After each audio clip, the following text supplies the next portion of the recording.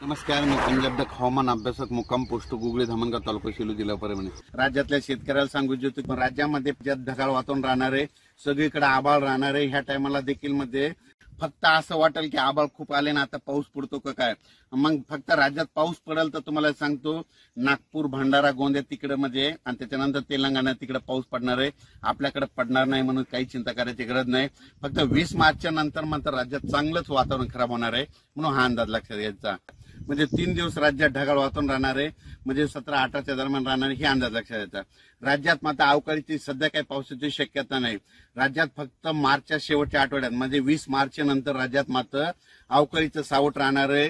त्याच्यामुळे ज्यांचा कांदा काढायला असेल कांदा काढून घ्या, ज्यांचा गहू काढायला असेल 20 मार्चच्या अगोदर काढून घ्या. त्याच्यानंतर कोणतेही पीक असेल तर ते काढून घ्या, कारण की हरभरा काढणी चालू असेल त्यांनी काढून घ्या. कुटार असेल तर ते झाकून ठेवा, कारण की 20 मार्च नंतर राज्यात वातावरण खराब होणार आहे.